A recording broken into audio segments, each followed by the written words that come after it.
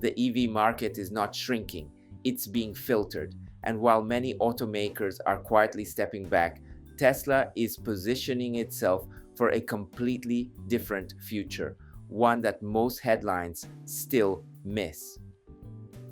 Hi, this is Ken.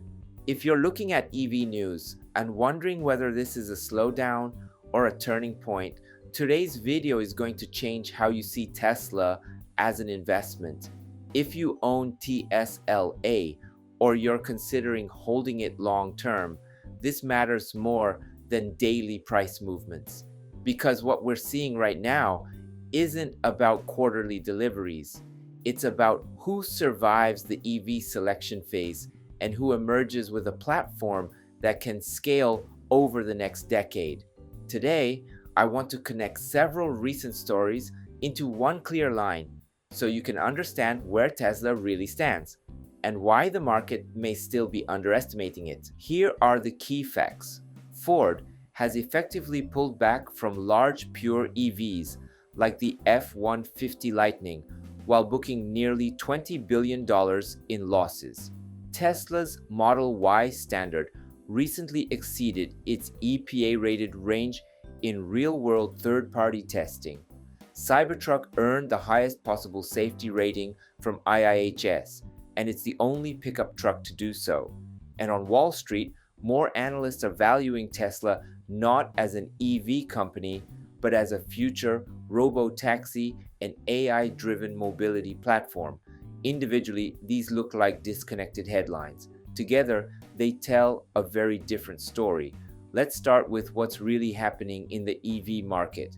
This isn't an EV collapse. It's a selection phase. Large EVs expose every structural weakness at once: battery cost, vehicle weight, charging infrastructure, and margins. Legacy automakers approached EVs as extensions of gas cars. Same design logic, same sales model, same profit expectations. That works until it doesn't. Ford's decision isn't irrational, it's actually honest. They realize that large battery-heavy EVs don't work economically under current constraints, so they pivoted back toward hybrids and range extenders. But here's the key point. That decision also shows the limits of the traditional automaker mindset. Tesla plays a different game. When the Model Y standard beats its EPA range in real-world testing, that's not a marketing win. It's a systems win.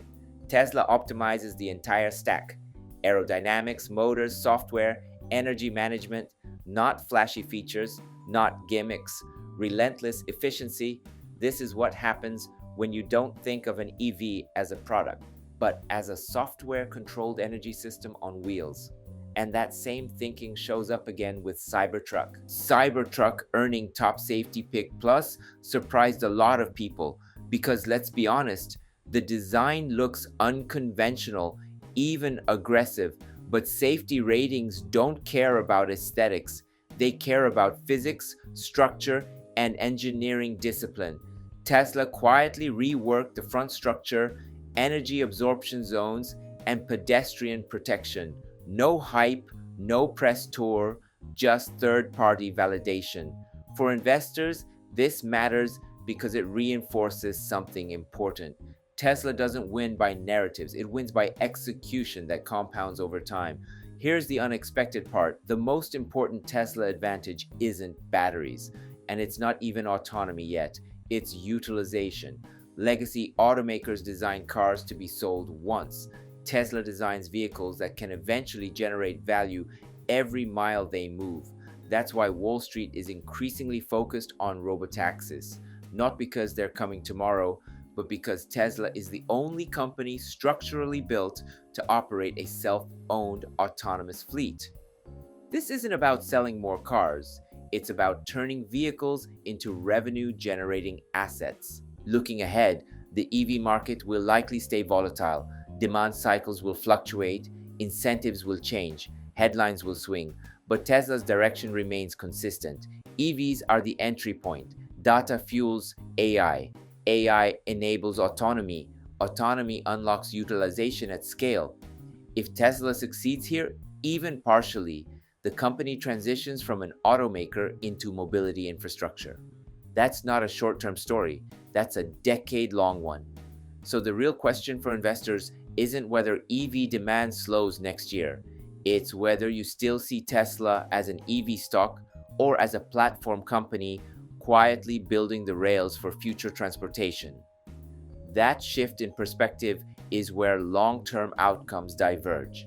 If this analysis helped you connect the dots beyond the headlines, feel free to leave a like and subscribe. I post here regularly, focusing on long-term signals, not short-term noise. Thanks for spending part of your day with me, and as always, let's keep thinking long-term. Before we wrap up, let me take a moment to introduce myself. I drive a Tesla Model Y, and at home, I've installed a Tesla Powerwall, so I actually charge my car with solar energy. I truly believe Tesla is shaping the future, and that's why I share the latest news and insights here on this channel. I'm from Japan, but I want to connect with Tesla fans all around the world. That's why I also create an English version of my videos. YouTube now lets you switch the audio into your own language, so you can enjoy it in whatever language you prefer. Most of all, I'd love to connect with Tesla fans everywhere so we can support Tesla together. I also share updates on X, so feel free to follow me there and let's connect. And if you haven't already, please subscribe to this channel. I'd really appreciate it. Thanks for watching, and I'll see you in the next video.